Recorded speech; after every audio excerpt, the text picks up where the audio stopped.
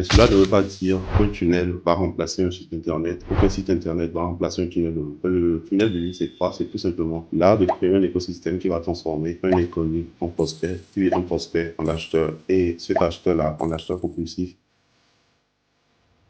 Actuellement, j'aimerais vraiment savoir si tu veux vraiment que de ça. Mais à 100% de ça, depuis des années. Depuis que tu fais du funnel building, là, quel a été ton plus gros cachet? Moi, je trouve que c'est bien d'avancer à 2, je sais pas, Ouais, à 3, à 4, à 10, à 20. Il y a des gens qui se lancent, ils n'ont jamais eu de clients, ça répète. Mais tu n'as jamais géré de business, tu n'as jamais géré de projet client et tu veux retourner. Parce que l'intelligence, c'est contagieux. Moi, j'aimerais savoir si tu as déjà mélangé la vie pro et la vie amoureuse. Jamais.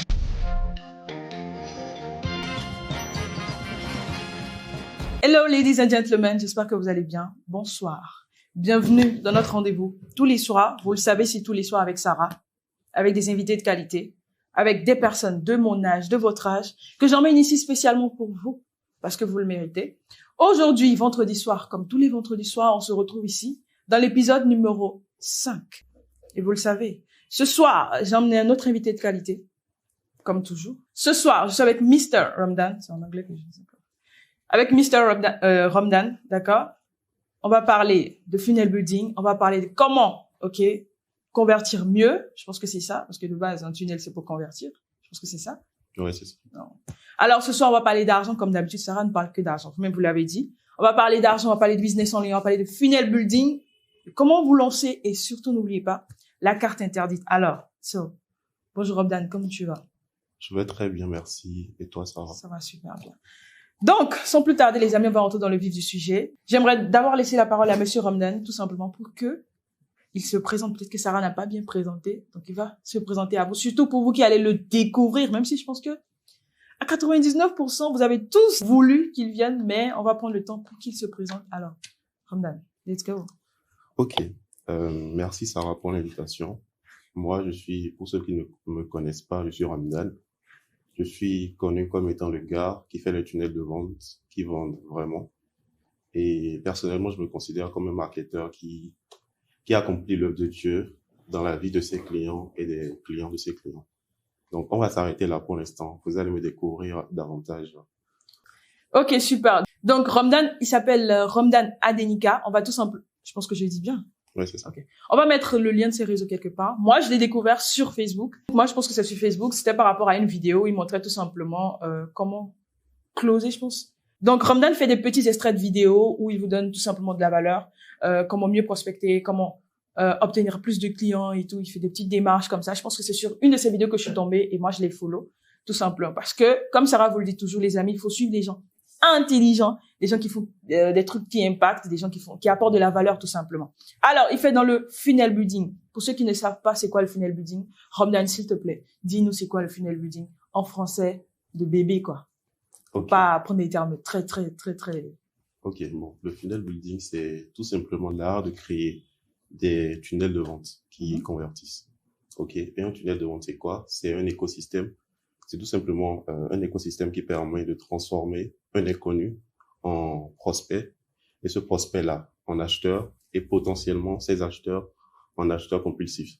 Donc le tunnel de vente, ça va être le parcours que les inconnus vont suivre pour devenir acheteurs dans une boîte ou chez un entrepreneur.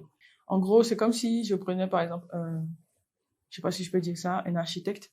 Il va créer tous les plans de la maison, bâtiment 1, R+2, R+3. Donc, exactement. En gros, tout le process qu'on va faire pour que la maison vienne sur pied, c'est en gros un peu la même chose exactement. Avec un funnel. On crée la cartographie globale du système de vente. Ok, super.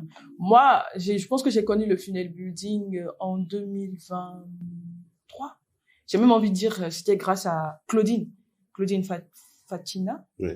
Voilà. Que moi, j'ai connu le funnel building et je pense que j'ai pris sa formation. Mais après ça, il y en a quand même plein d'autres, même je sais pas si je vais dire le CEO de System.io.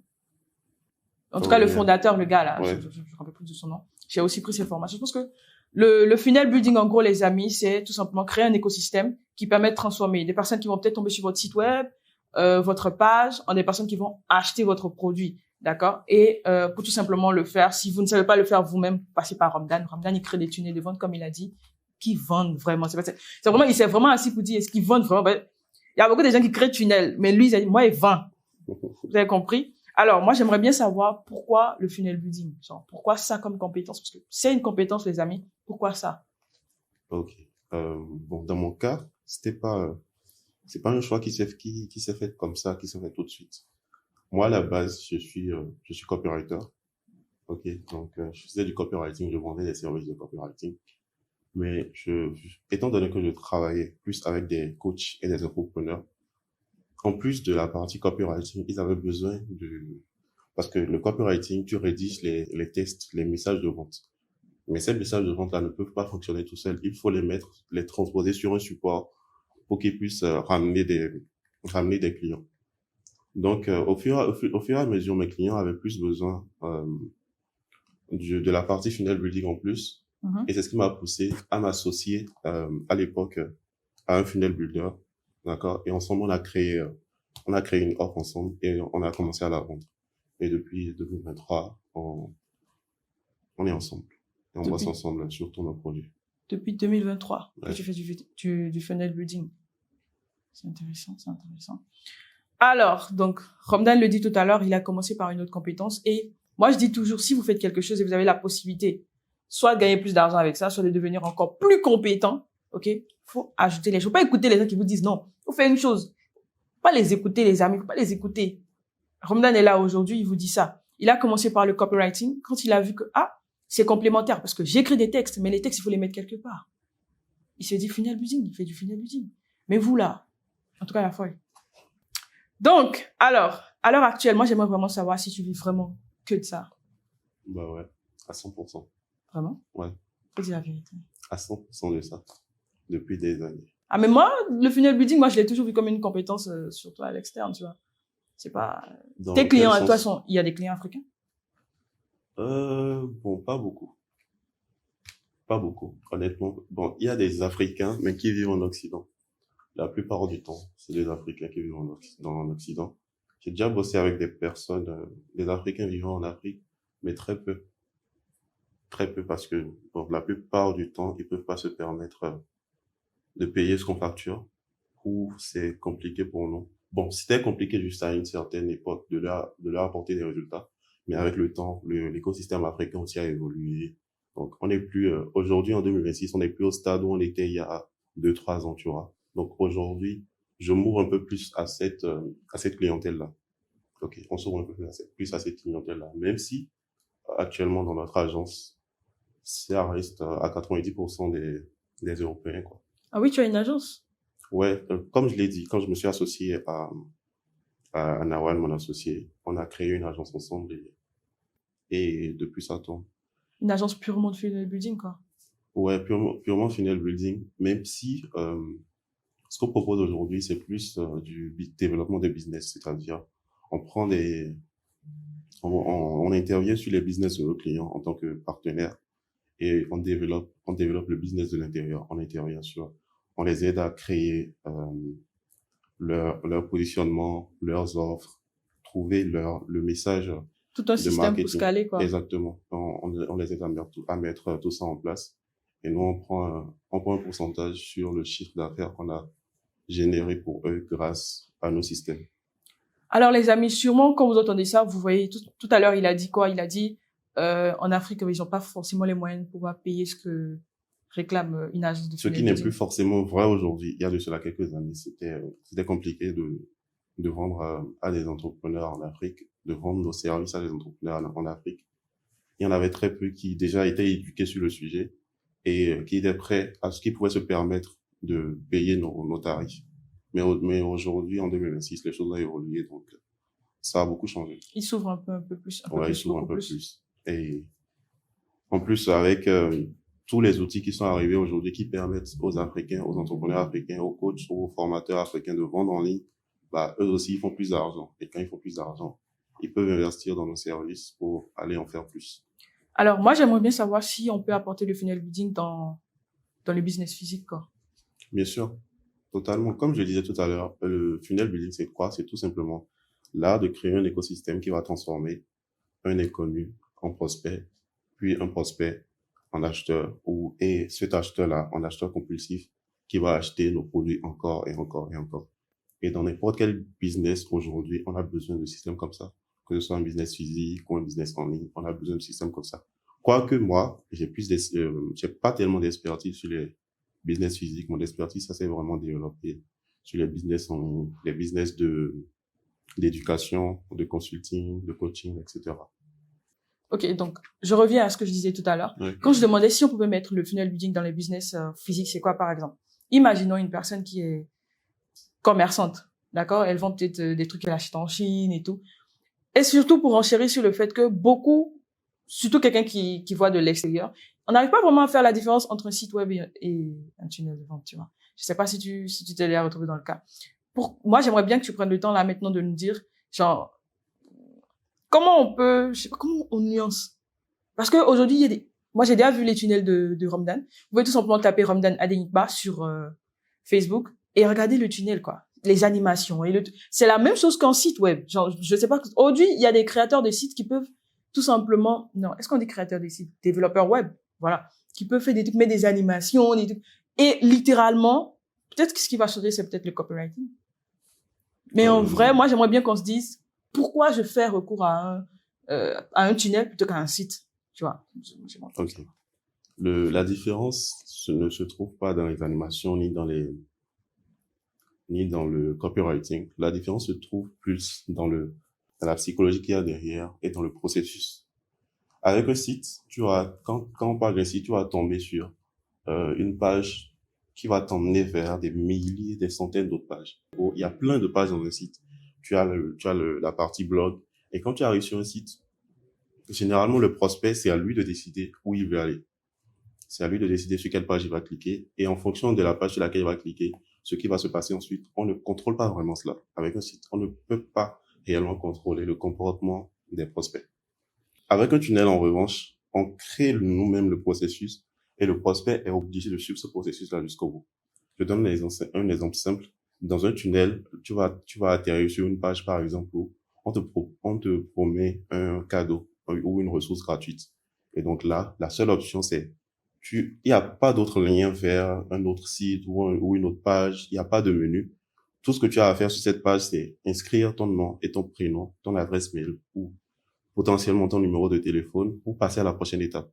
Et une fois que tu auras fait ça, tu vas peut-être tomber sur une autre page où on va te proposer un produit. Et là encore, tu auras une seule action à faire, c'est soit d'acheter ce produit-là, ou soit de fermer la page. Donc la différence, c'est que avec un site web, le prospect, c'est lui qui décide de ce qu'il veut faire. Il a plusieurs options. Et là, on ne contrôle pas vraiment ce qu'il va faire, on ne contrôle pas ses actions. Et il peut soit décider de faire les actions là sur le champ, ou décider de quitter, ou rentrer atterrir sur d'autres pages qui vont même le faire quitter le site et ne jamais revenir.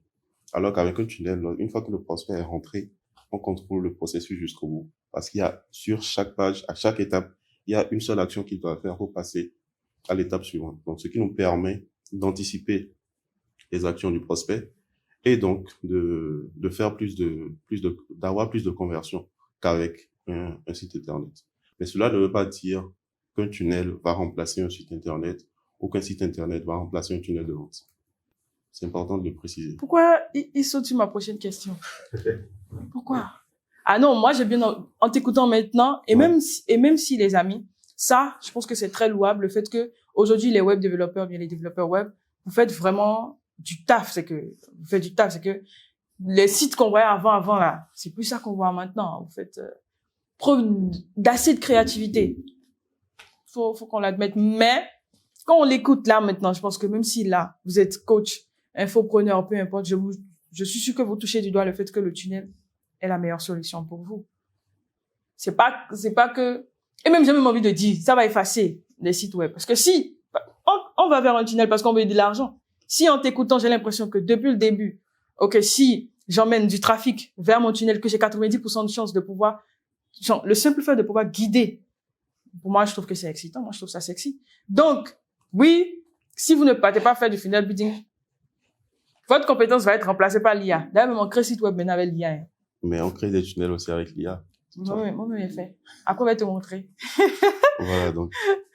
Donc, En fait, je ne voulais pas tomber parce que généralement, les gens qui vendent des services de tunnels de vente, ils ont tendance à utiliser cet argument-là, tu vois. Et moi, je le trouve un peu, un peu malhonnête de dire Dis-moi tout, que, dis-nous tout. que le tunnel de vente va remplacer les sites internet. Pourquoi je dis ça?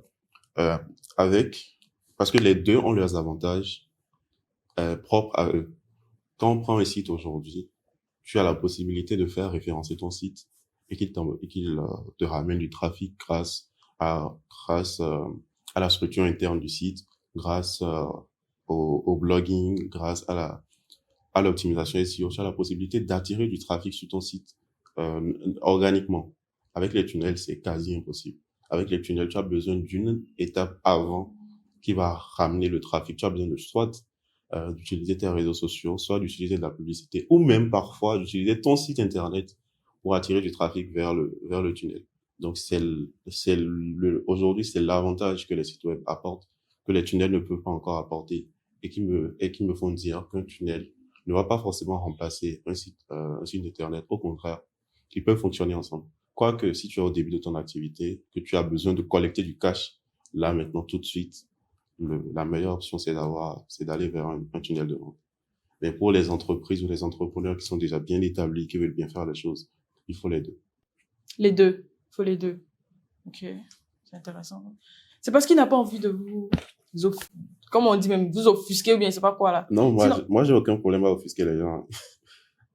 C'est juste, j'estime que j'ai un devoir moral dans le sens où je dois dire la vérité aux gens. C'est tout simplement ça. Sinon, j'ai aucun problème avec le fait de vous offusquer, ne vous en faites pas.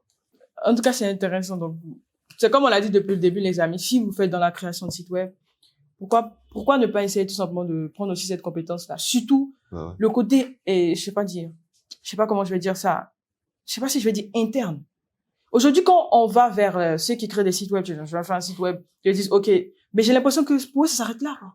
Tu vois, la différence d'un funnel builder, il va te demander quel trafic tu emmènes, quel est l'objectif, est-ce que c'est un webinaire, est-ce que, genre, c'est vraiment, bon, je dis ça parce que je me connais un peu, tu vois. Donc, on va prendre le temps vraiment de voir, comme il a dit tout à l'heure, un système.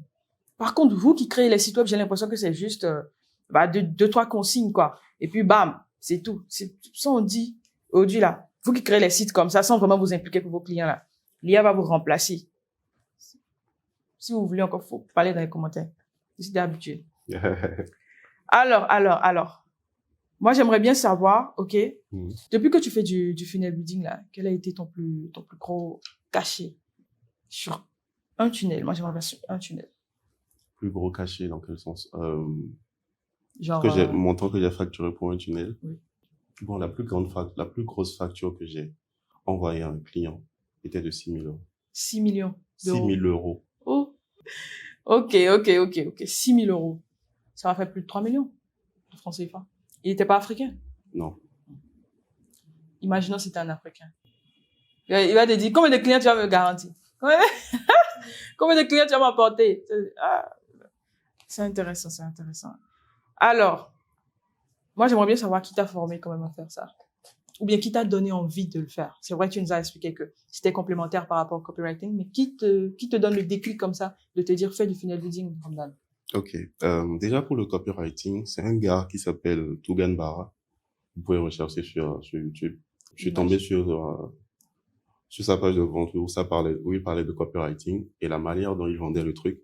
Je me suis dit, ouais, je peux devenir comme ce mec-là. Et donc, c'est comme ça que j'ai commencé le copywriting. Et pour le funnel building, c'est un ami à moi qui faisait à peu près la même chose que moi à l'époque et qui m'a conseillé que l'idéal serait de recruter. Lui m'avait même conseillé de recruter un funnel builder avec qui j'allais bosser. Parce que quand j'étais dans la période de transition où je voulais rajouter des compétences à mon art pour proposer ces services-là à mes clients. En fait, mon objectif à la base, c'était même d'apprendre le funnel building, d'apprendre à faire les tunnels moi-même. Mais j'étais dans une phase où j'avais un client qui avait le besoin, ok? Donc, je n'avais pas le temps de me former pour lui livrer rapidement. Donc, je voulais recruter quelqu'un. Et lui m'a conseillé d'aller vers Nawal, mon associé aujourd'hui, et donc de le recruter. Donc, je suis même allé vers lui. L'objectif n'était même pas de s'associer, l'objectif c'était de le recruter et de lui déléguer toute cette partie-là. Mais après, je me suis dit, le mec, on est de la même génération, on a la même vision business, on se ressemble sur plusieurs points, on est des bosseurs. Donc, pourquoi ne pas ne pas faire le chemin ensemble. Je lui ai proposé l'idée et il a adhéré. Donc, depuis, on bosse ensemble. Ok. C'est intéressant. Il y a une petite phrase, je sais pas, peut-être que tu l'as déjà entendu, souvent on dit faut pas t'associer, c'est pas bien de s'associer. Mais depuis, tu reviens toujours là-dessus sur le fait que, tu t'associes. Moi, j'aimerais savoir comment on vit ça. Comment on en vient là, comment on se dit, ok, c'est comme tu as dit tout à l'heure, on est de la même génération. Comment le déclic te vient? Comment tu fais l'analyse pour savoir, je peux m'associer avec telle personne et tout? Ok. Comment le déclic me vient? Déjà, c'était à une période où moi, je m'étais lancé il y a 1 an et demi, parce que je me suis lancé en 2021. Donc, je me disais qu'à l'époque, que je n'avais pas l'expérience nécessaire pour pour avoir une équipe, c'est-à-dire pour recruter des gens que j'allais diriger. Ça m'effrayait énormément. Donc, je, je me disais, plutôt que de recruter quelqu'un, en plus, quand tu recrutes, c'est toi seul qui as la responsabilité de l'acquisition client, toi seul qui as la responsabilité sur les résultats. L'autre, il va juste se contenter de faire son travail que tu lui délègues, et ça sera à toi d'assumer toutes les responsabilités derrière. Et moi, à l'époque, j'avais peur, je voulais pas assumer tout ça, tu vois. Donc, c'est ce qui m'a donné envie d'essayer euh, l'idée de m'associer. Et c'est vrai qu'au début, j'avais des appréhensions là-dessus, j'avais des craintes, mais j'ai eu beaucoup de chance sur ce point-là. Ça s'est plutôt bien passé. Alors, c'était ton ami de base? Genre, vous vous Euh, connaissiez ou ouais, bien c'est sur les réseaux? on se connaissait. Euh, en fait, on s'est connus au moment où je me suis lancé parce que on faisait partie d'un même programme d'accompagnement, tu vois. Donc, c'est comme ça on s'est connus. Donc, on était quasiment au même niveau, quoi. Lui de son côté avec sa compétence et moi de mon côté également.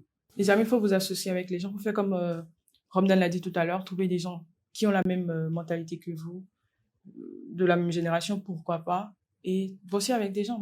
Franchement, moi, je trouve que c'est bien d'avancer à deux, je sais pas, à Ouais, 3, à toujours, 4, à 10, à 20.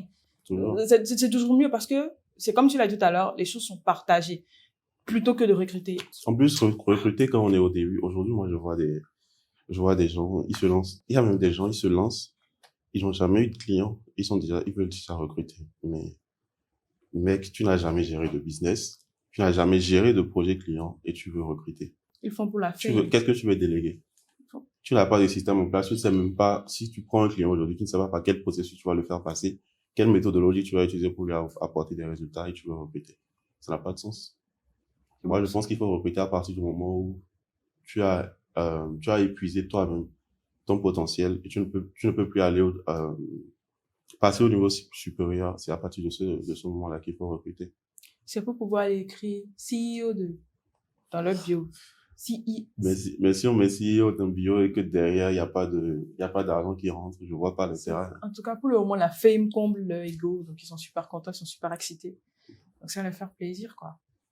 Alors, les amis, j'espère que vous kiffez l'écouter. En tout cas, pour ma part, moi, je kiffe écouter des personnes intelligentes. J'espère que vous vous êtes abonnés, vous avez laissé un commentaire. D'accord? Je pense que, petite parenthèse, la prochaine session, en tout cas, le prochain épisode, ce sera avec l'un d'entre vous. Alors, pour avoir la chance de venir ici, mettez dans les commentaires. Je pense qu'on va faire un petit jeu. On va faire un petit jeu. Ce sera Ramdan qui va décider tout simplement ce que vous devez faire. OK, pour venir. D'accord? Ne vous en faites pas, hein, vous allez rien payer. D'accord? Alors, une autre question. Moi, j'aimerais bien savoir que tu nous dises les 3 étapes pour faire un bon tunnel. Si c'est possible, hein, normalement, Ramdan a une école, une académie. Ouais. Voilà. Vous pouvez tout simplement aller sur son profil. Et en plus, c'est gratuit. Enfin, jusqu'à présent. Il y a une partie qui est gratuite. Ah, ça a changé? Non, en fait, la partie que j'ai rendue gratuite depuis le début, l'a toujours été. Ah, ok. Mais j'ai mon académie qui est payante aussi. Ah, d'accord. Donc, vous pouvez tout simplement aller sur son profil Facebook et Instagram, d'accord? Donc, s'il te plaît, dis-nous comment on fait un bon tunnel. J'ai pas dit comment devenir un bon funnel builder, mais genre, comment on fait un bon tunnel. Surtout pour nous qui sommes shootés à l'IA, là. Dis-nous, s'il te plaît, comment on fait. Ok, pour faire un bon tunnel, c'est assez simple. Déjà, première étape, il faut définir quel est l'objectif final qu'on veut. Est-ce qu'on veut que les prospects s'inscrivent? Est-ce qu'on veut que les prospects achètent à la fin? Est-ce qu'on veut les inviter à un événement? Est-ce qu'on veut les emmener sur une offre pour des gens qui ont déjà acheté? Est-ce qu'on veut les emmener sur une offre plus chère? Il faut déjà connaître son objectif parce que toutes les étapes que tu vas mettre dans le tunnel vont dépendre de ça. Donc, on connaît notre objectif et on identifie d'où va venir le trafic. Parce que si tu as un trafic qui va venir de la publicité, si c'est de la pub que tu fais, ça veut dire que les personnes que tu vas attirer à 99% ne te connaissent pas, n'ont jamais entendu parler de toi. Donc, le message que tu vas mettre devant eux sera différent de celui que tu vas mettre devant les personnes qui te connaissaient déjà. Donc, on définit son objectif, on identifie quelle est notre source de trafic. Et à partir de ça, on définit maintenant les steps qu'on veut que les personnes franchissent avant d'arriver au résultat final. Si c'est que tu veux vendre ton offre directement, bah, tu sais que tu vas les emmener sur une page de vente. Si c'est que tu veux d'abord les amener dans ton écosystème, les éduquer, créer une relation avec eux pour les faire acheter une offre beaucoup plus chère, bah là, tu sais que tu dois créer un lead magnet et donc les envoyer sur une page de capture qui s'inscrivent et ensuite ils accèdent au lead magnet, ils le consomment et derrière tu les renvoies maintenant vers ton offre payante. Donc, il n'y a pas de formule toute faite pour créer un tunnel. Le tout va dépendre, comme je l'ai dit, du trafic, de la source de trafic et de, comment dire, et de l'objectif final qu'on veut atteindre, c'est-à-dire l'action finale qu'on veut que les prospects fassent. Donc, une fois qu'on a défini notre objectif, la source de trafic, et qu'on connaît les steps, bah, on se pose, on rédige le copywriting, le test qui va rester sur le tunnel, le test pour les pages, le test pour les emails, etc., etc. Le test pour les ads aussi, s'il y en a. Et après ça, on passe maintenant à la conception, au design. On intègre le tunnel sur notre CMS si on est sur system.io, GHL ou Kartra, Kajabi, peu importe. On passe à la partie conception. Et après ça, on lance le tunnel, on le teste et on améliore le processus en fonction des résultats de ce test-là.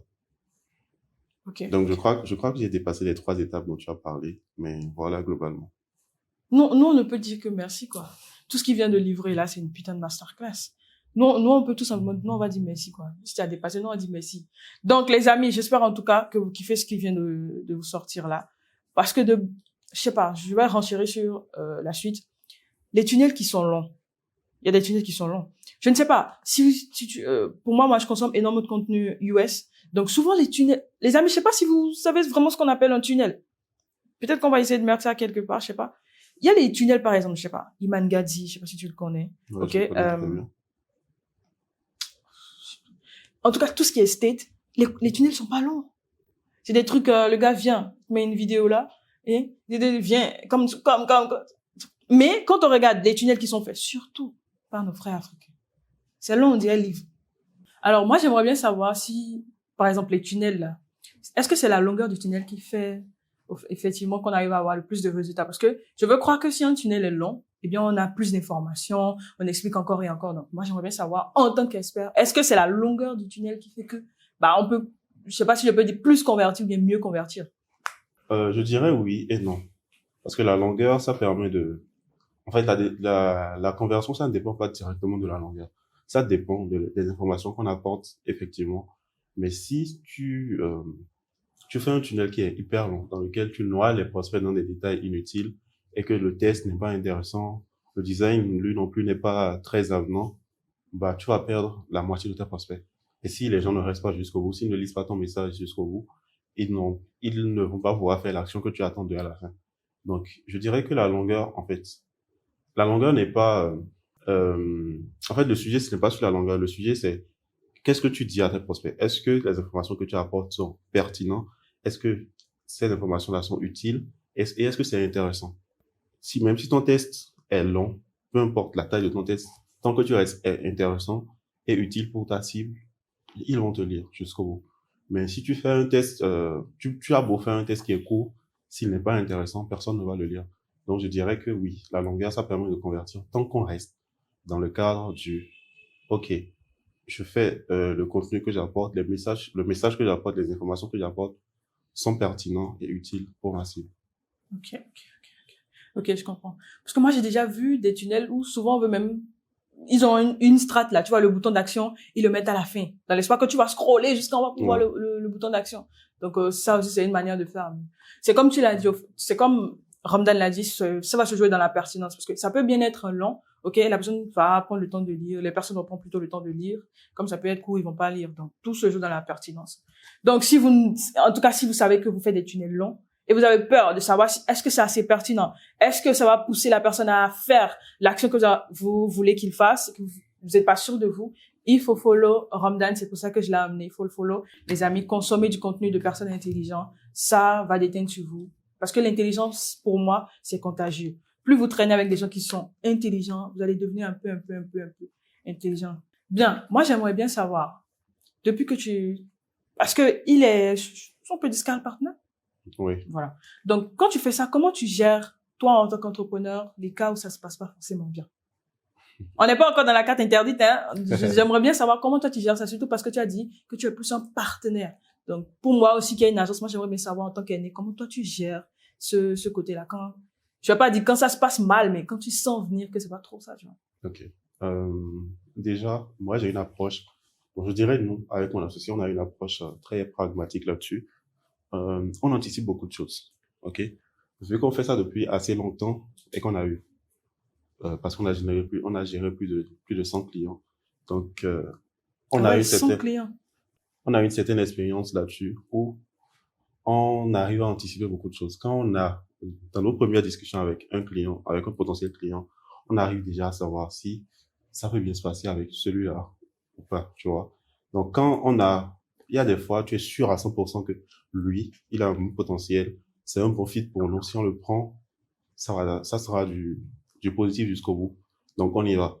Il y a des cas où on a un peu de doute, on ne sait pas vraiment comment, on n'est pas sûr à 100% que ça va bien se passer. Dans ces cas-là, il peut nous arriver de ne pas continuer avec la personne, de tout simplement lui dire qu'on n'est pas en mesure de l'aider et nos chemins se séparent, quoi. Ou des fois, on s'engage. Mais là, on le fait en connaissant les risques. On sait que oui, là, en fait, il y avait un doute, mais on y est allé quand même. Tu vois, donc le fait d'anticiper déjà à ce niveau-là, ça nous permet d'éviter de réduire le risque que ça ne se passe pas bien. Mais malgré ça, il y a des fois où, parce que, bon, on est des skill partners, comme tu as dit, on aide nos clients à gagner de l'argent. Donc, quand il y a de l'argent en jeu, c'est toujours compliqué. Il y a des fois, tu vas avoir des clients où ça se passe bien au début, mais à partir du moment où tu commences à leur faire gagner de l'argent, là, ils te montrent leur vrai visage. Et ça n'a parfois rien à voir avec ce que tu avais vu jusqu'ici. Donc, quand ça ne se passe pas bien, bah, ce qu'on fait, c'est simple. Déjà, on reconnaît la responsabilité de nos actes. Si c'est qu'on a merdé à un niveau ou que, supposons qu'on a fait des lancements et que ça n'a pas marché, il n'y a pas eu de vente, on propose des solutions, tu vois. On est toujours dans la proposition, on propose des solutions pour améliorer pour réparer ce qui n'a pas fonctionné. OK? Donc, si on fait un lancement et que ça ne marche pas, on prévoit toujours, des actifs de côté, un budget de côté pour pouvoir relancer et réitérer et essayer de rattraper le coup. OK? C'est ce qu'on fait généralement. Maintenant, malgré qu'il y a des résultats, le client n'est pas content ou le client veut nous créer des problèmes, on se sépare simplement de ce client-là. Soit on essaye de trouver un terrain d'entente, on recadre le client rapidement, on trouve un terrain d'entente pour continuer à avancer ensemble, ou bah on lui fait comprendre que il y a telle et telle chose qui ne passe pas avec nous, et ça s'arrête là, tout simplement. Et on a des clients qui partent ou avec qui on décide d'arrêter de travailler et qui reviennent quelques mois ou quelques années plus tard, puis on repropose de réessayer, et en se basant sur ce qui s'est passé par le passé, si on s'est séparé selon les raisons pour lesquelles on s'était séparé, on peut accepter de reprendre avec lui ou simplement décliner l'offre. Tu as déjà eu des lancements à zéro? Oui. Zéro vente? Oui. C'est des webinaires? Ouais, des webinaires à zéro vente. Bon, j'en ai eu deux à ce jour, depuis que j'en fais. Est-ce que tu es d'accord avec moi que je sais pas si je veux dire impossible, c'est quasi peu probable, ok, de faire un lancement dans un atelier et de faire zéro vente qu'en webinaire? C'est quoi la différence entre un atelier et un webinaire pour toi? Déjà? Bon, les ateliers, déjà, c'est sur plusieurs jours. Okay, ça, tu parles des challenges. Oui, voilà. Bon, donc tu veux dire que les challenges, ça convertit mieux que les webinaires, c'est ça? C'est ce que j'ai envie de dire. Bon, pas forcément. Bon, peut-être que c'est ma petite expérience, mais moi, j'ai fait un Webi. Petite histoire, moi, j'ai fait un Webi. On avait j'ai spend genre $400, tu vois.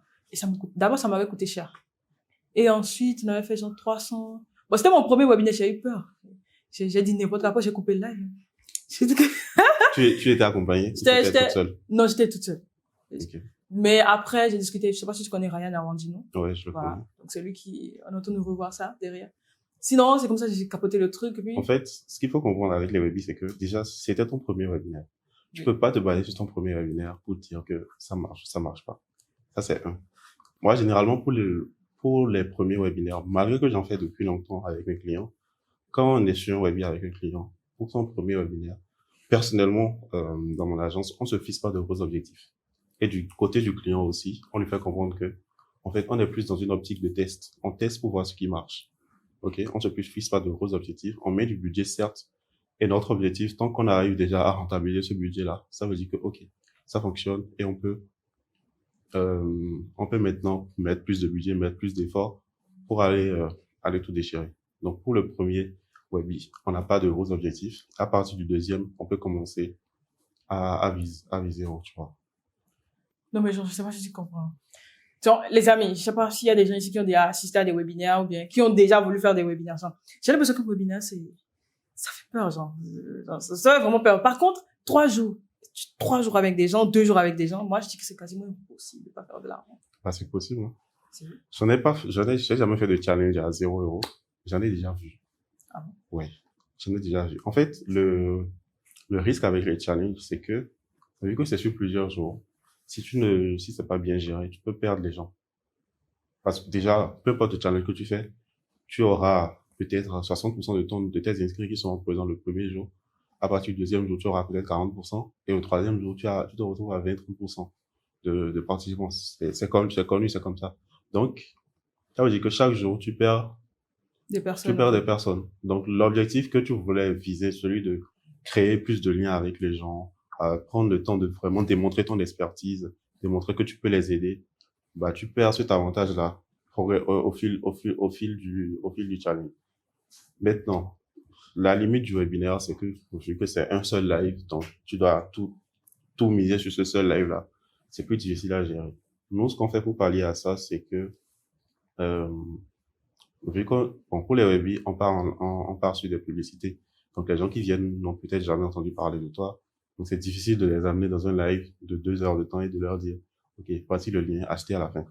Donc, ce qu'on fait, c'est, on crée une familiarité avec eux avant le webinaire. C'est-à-dire, avant de venir en live, on leur envoie des ressources, on leur envoie des vidéos, peut-être des vidéos de préparation, 3 à 5 vidéos, une par jour, qu'ils doivent regarder et on leur donne des exercices à faire à la fin.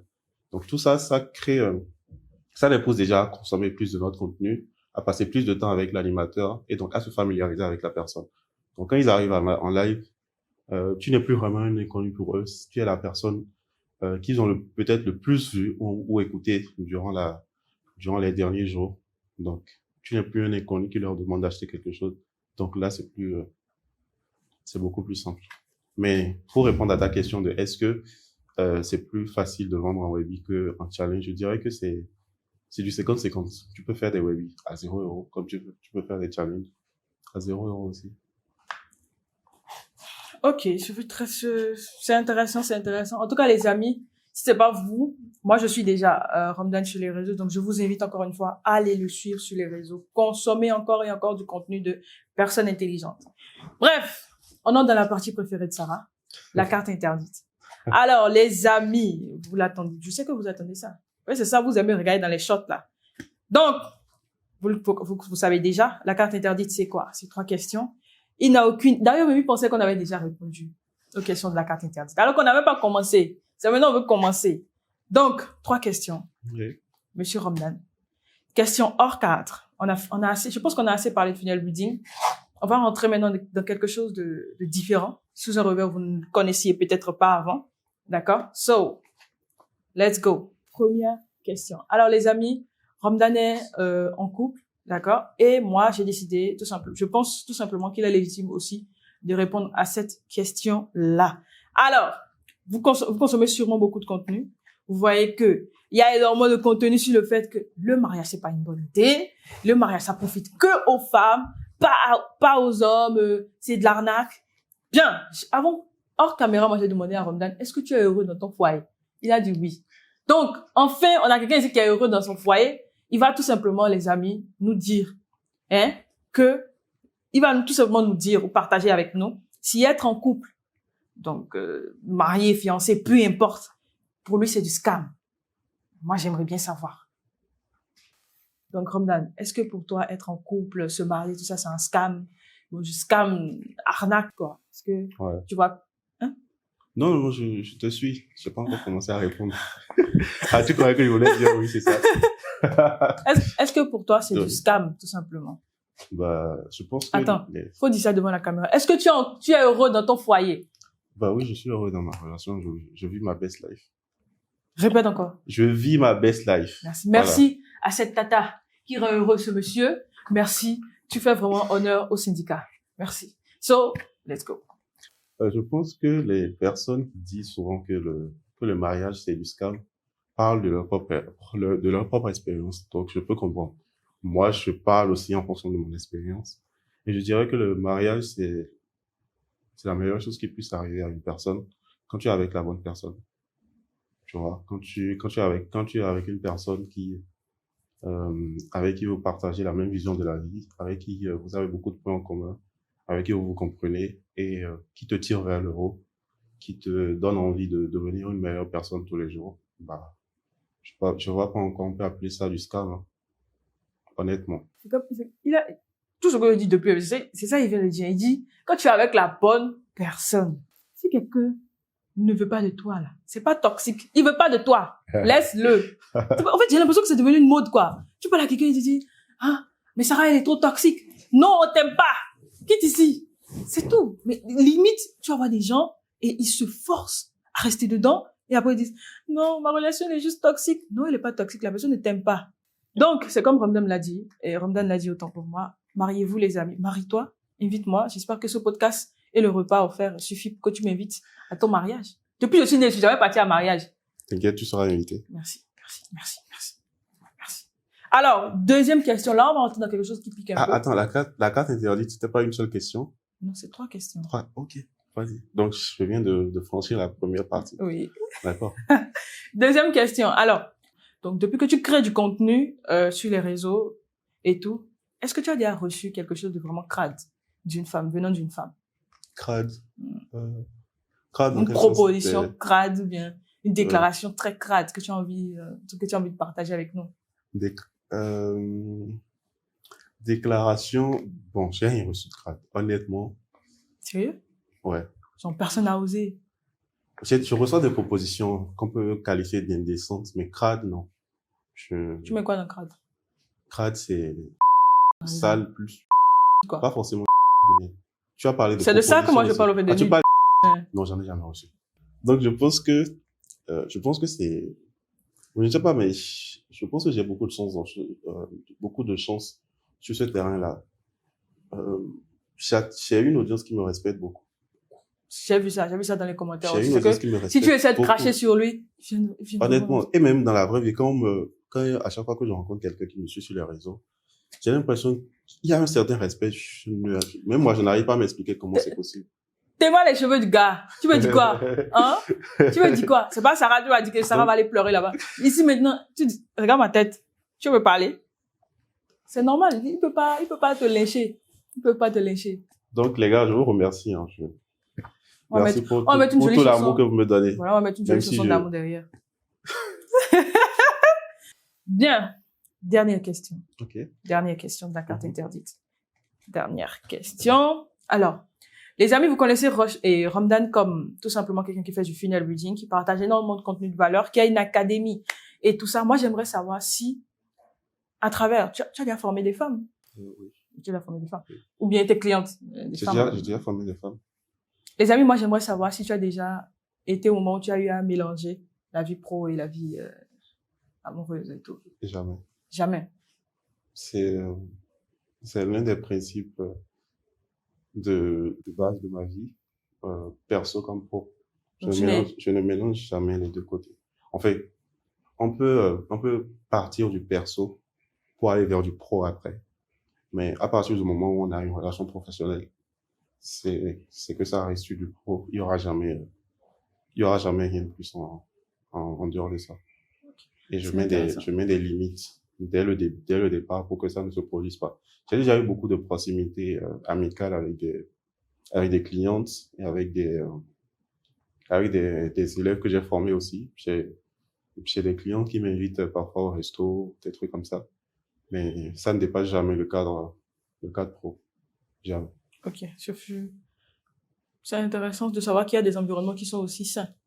Ouais, Qui sont sains. Moi, je me Mais dis toi, qu'est-ce que oui. toi tu en penses? Tu penses que c'est bien de faire ça? Non, si je pensais que c'était bien, je l'aurais fait. Non!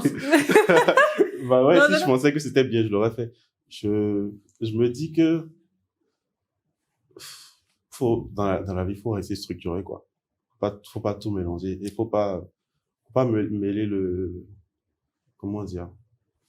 On va parler cash. Faut pas mêler ça tout. Donc, se mettre en couple, c'est que quoi. Non, c'est pas que mais ça, enfin, c'est l'un des piliers d'une relation homme-femme, quoi. Normal, d'une relation amoureuse, non.